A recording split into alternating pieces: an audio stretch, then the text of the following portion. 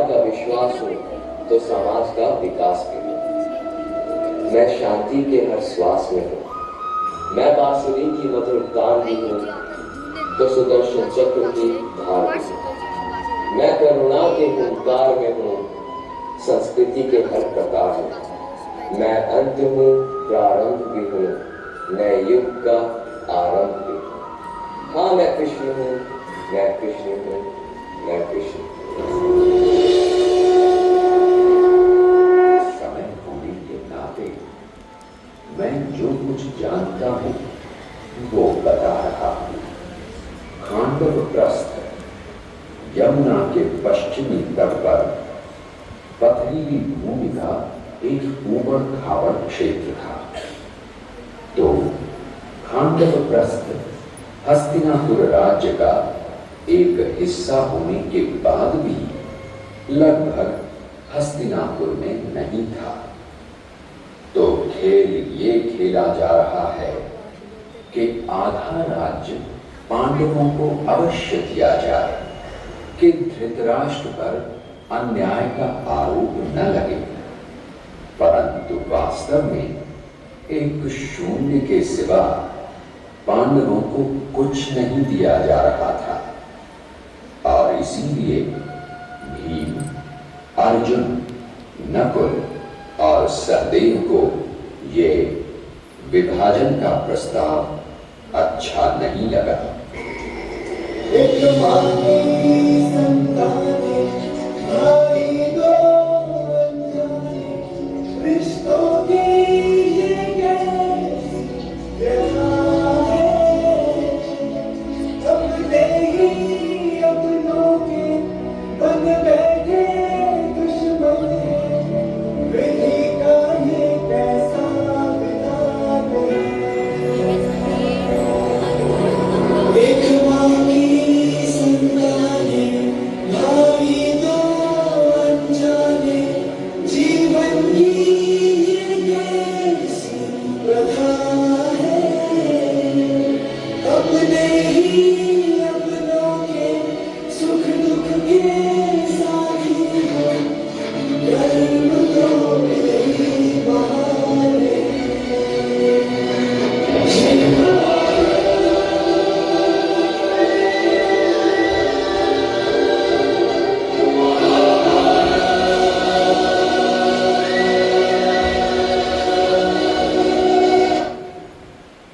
महाराज धृतराष्ट्र ने आप लोगों को आपकी कर्म भूमि दी है।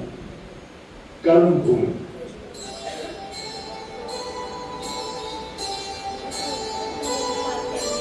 कर्म करे किस्मत बने, जीवन का यह मर्म। प्राणी तेरे हाथ में, तेरा अपना कर, तेरा अपना कर।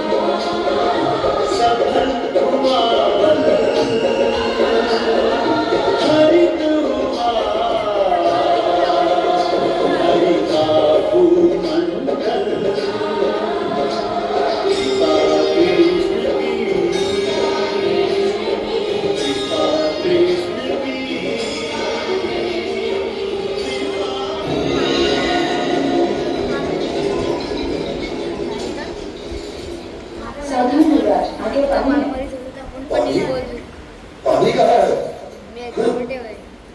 दासिली हमसे कितना स्वागत है।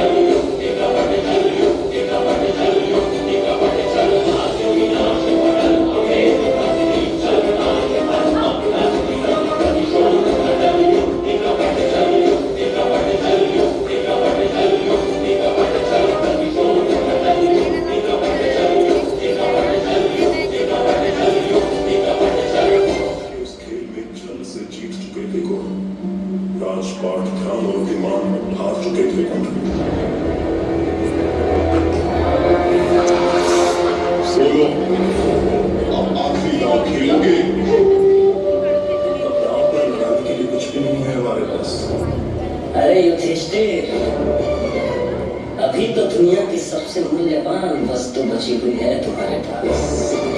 बादशाही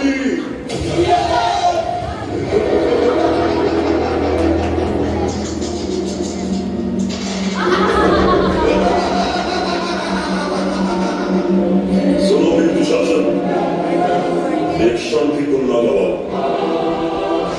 पांचाली के बाल खींचते हुए सभा में लाओ।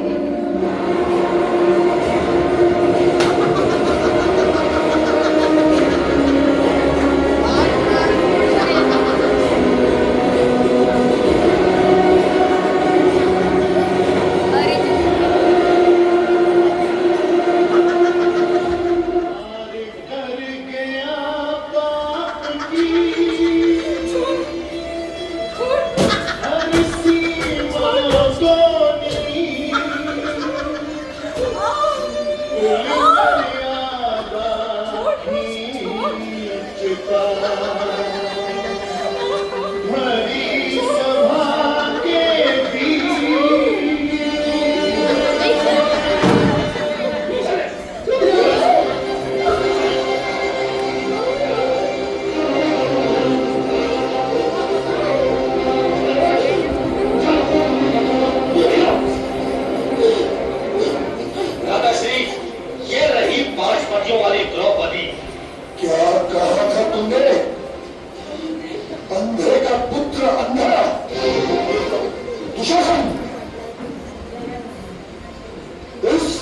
दासी को मेरी जंघा पर बिठा दो।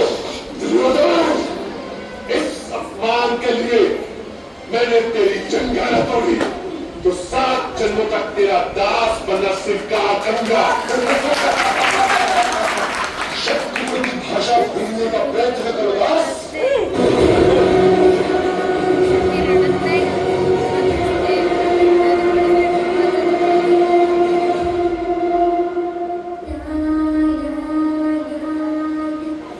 जहाँ सब मौत खड़े वहाँ मेरा सखा, मेरा कृष्णा आएगा, मेरी रक्षा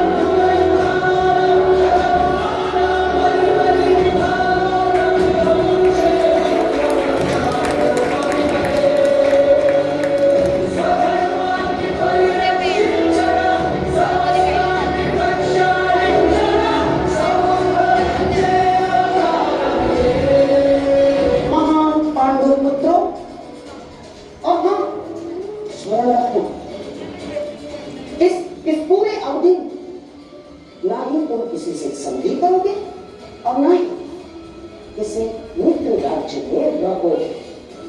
और हाँ, यदि 1 वर्ष के अज्ञातवास पकड़े गए या पहचान लिए गए तो फिर से युद्ध दोहराया जाएगा। दुर्योधन, ऐसा प्रतीत होता है कि इनका जीवन वन में ही कटना लिखा है। अब तुम्हें बताओ, जन्म वन में लिया, विवाह वन में किया और अब काल का सामना भी कदाचित वन में ही करोगे।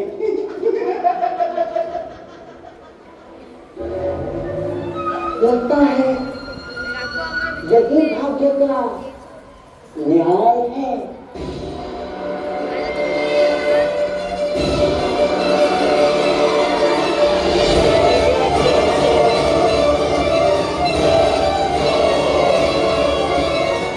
काल का सामना आप करेंगे मामा जी, क्योंकि इस अन्याय का प्रतिशोध हम लेंगे, न्याय लेंगे हम।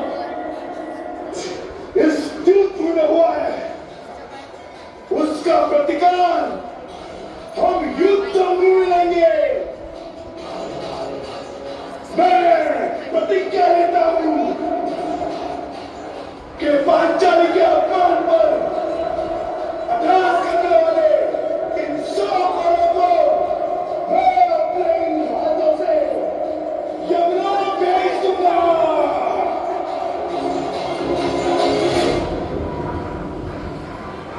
ये मत समझना कि भूल में हम विश्राम करेंगे दुर्योधन, प्रतिशोध की अग्नि में जलेंगे और जब लौटेंगे तो इतने बाण बरसेंगे, अंधकार छा जाएगा हस्तिनापुर के भविष्य पर, महायुद्ध होगा।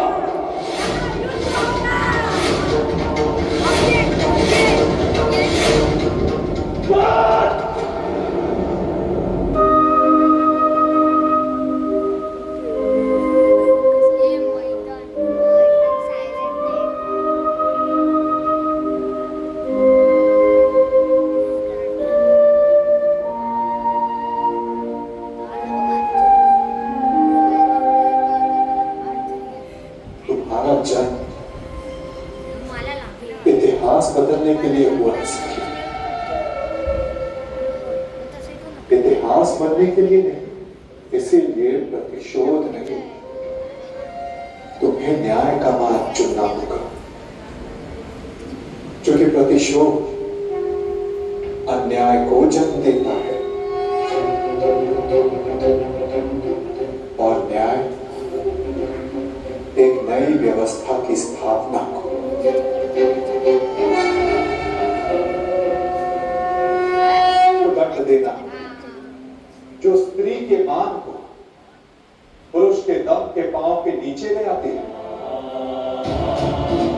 ठीक सोचो सखी, जिन्होंने साम्राज्य के साथ ऐसा किया वो एक साधारण नारी की क्या गति करेगी। तुम्हें एक उदाहरण बनना होगा द्रौपदी, ताकि धर्म के नाम पर अधर्म का स्वाद बार बार रचने वालों के मन में धर्म का भय व्याप्त हो सके। अकेली एक नई व्यवस्था की स्थापना के सुनहरे भविष्य के कलंकित वर्तमान के विरुद्ध युद्ध होगा। इस सृष्टि का सबसे बड़ा युद्ध होगा, ना इसके पश्चात होगा महाभारत।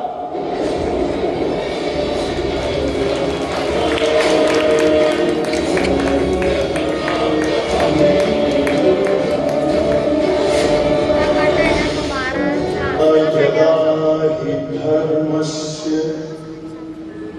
ग्लानिर्भवति भारत, अभ्युत्थानम् अधर्मस्य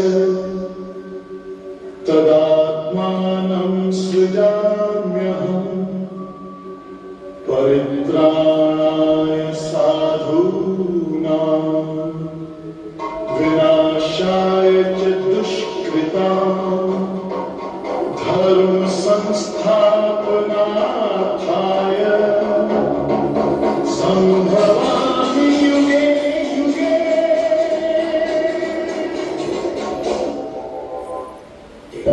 केशव, क्या है धर्म का मार्ग? युद्ध पार्थ, युद्ध।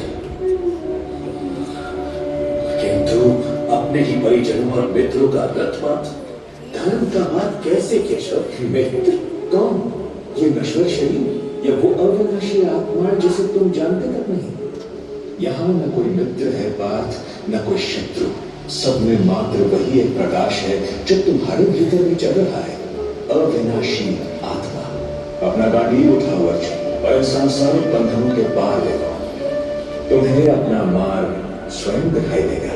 मुझे तो केवल मृत्यु दिखाई देती है वासुदेव कृष्ण, असंख्य अगणित शब्द, अपने हाथों अपने ही परिवार का वध। कौन सा परिवार पार्थ?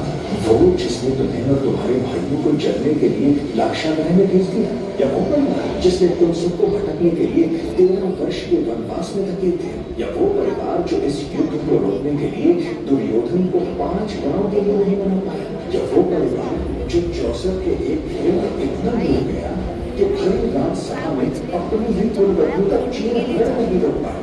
तब कहाँ थे तुम्हारे पितामह और गुरु पार्थ? संभव है वो अपने कर्तव्यों से बंधे थे केशव, जैसे तुम अपने कर्तव्यों से। युद्ध आपके कर्तव्यों से। आपकी ये दूर बातें मेरी समझ से परे हैं केशव। मैं तो अपने इस युद्ध में अपने कुल और संबंधों के आगे कुछ नहीं देख पा रहा। मैं जानता हूँ कि आप जो कहते हैं वही सत्य है, किंतु सत्य देखना चाहते हो अर्जुन, तो देखो देखो पार्थ,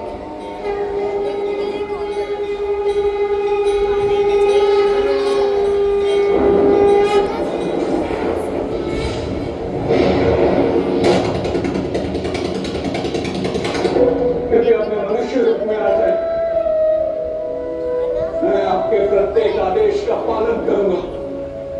करिष्य वचनं तव।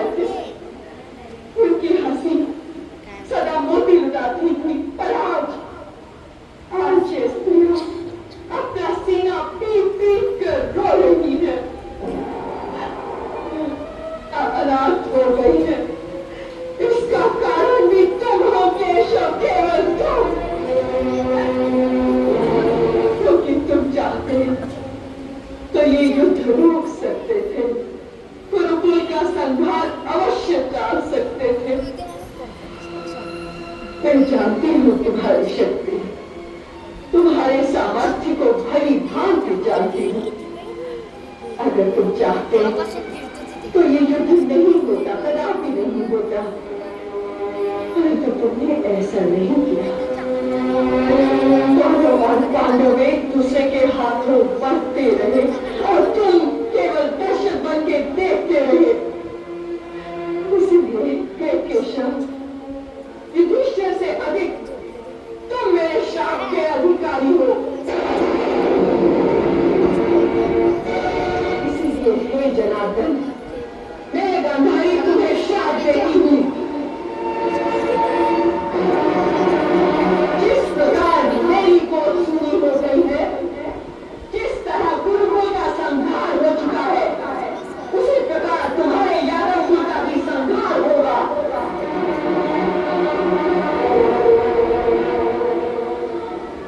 जैसे कौरवों और पांडवों ने अपने आप में खून बहाया है, एक दूसरे का खून बहाया है, ऐसे ही यादव भी आपस में लड़ पड़ेंगे और तुम केवल दर्शक बनकर देखते रहोगे।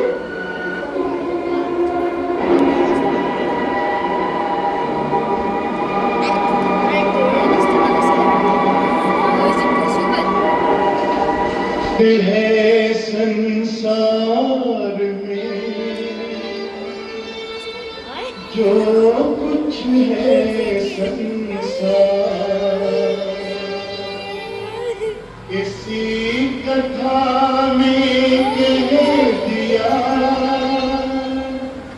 वेद व्यास ने सार।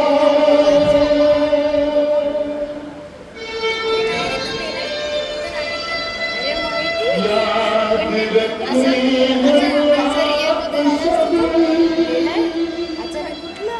कर्मों के परिणाम,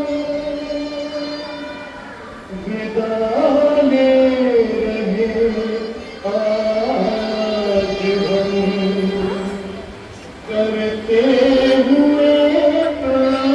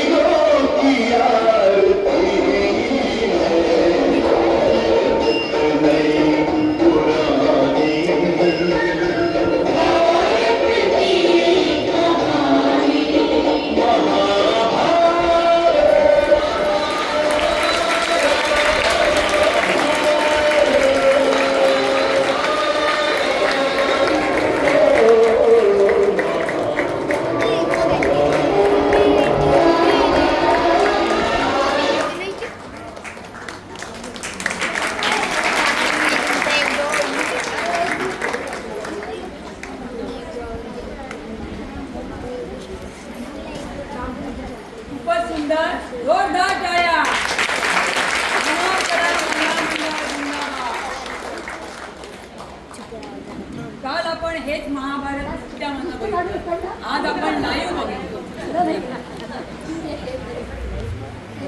सगळ्यात महत्त्वाचं तुमचं